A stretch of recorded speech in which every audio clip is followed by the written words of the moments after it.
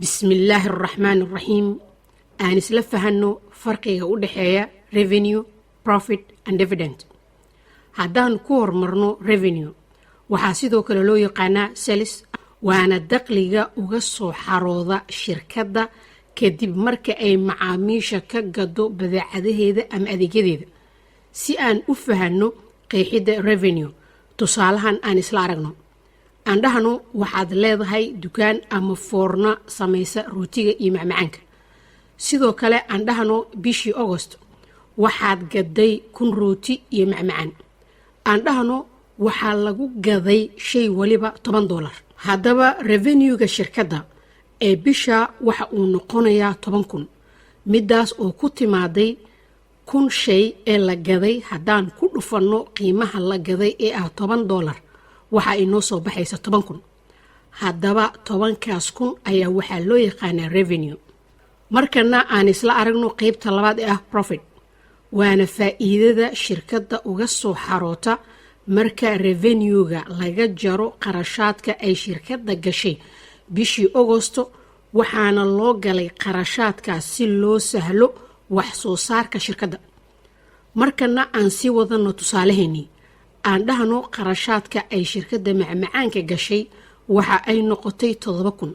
qarashaadkaasna waxa ay ku bixisay mushaaraadka, ijaarka, korontada iyo wixii la halmaala ee kuu fududeeyay inaad soo saartid rootiyaashan iyo macmacaanka.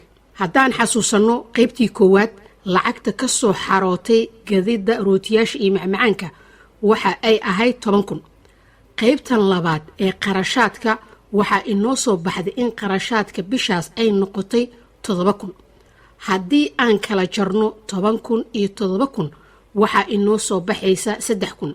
haddaba 3,000 ayaa waxaa loo yaqaanaa profit. markana aan isla aragno qaybta saddexaad ee ah dividend, waxaana lagu qeexi karaa inay tahay qaybinta ama bixinta qayb ka tirsan faa'iidada ay shirkadda soo saartay oo la siinayo milkiilayaasha.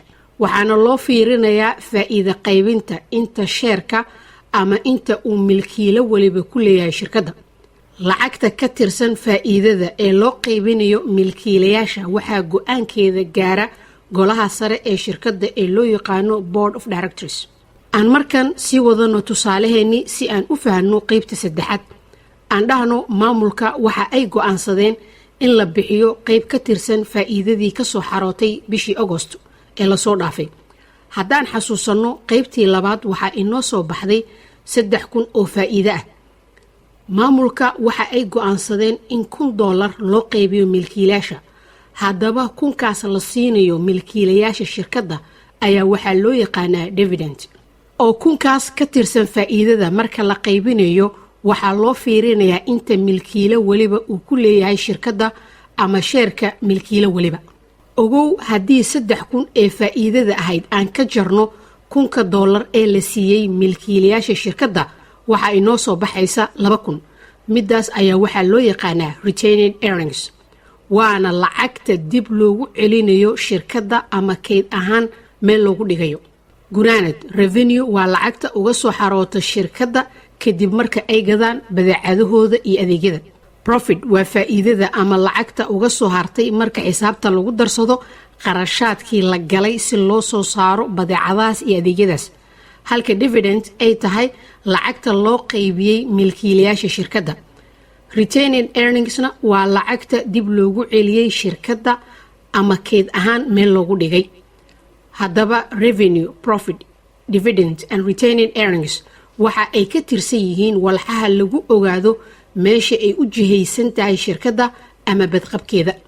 xog dheeraada oo ku saabsan dividend, board of directors, retained earnings iyo shares, fadlan ka dhegeyso lifaaqa hoose oo aan hadda ka hor kaga soo hadalnay. mahadsanidin, waa inoo mar kale haddii rabbi idmo.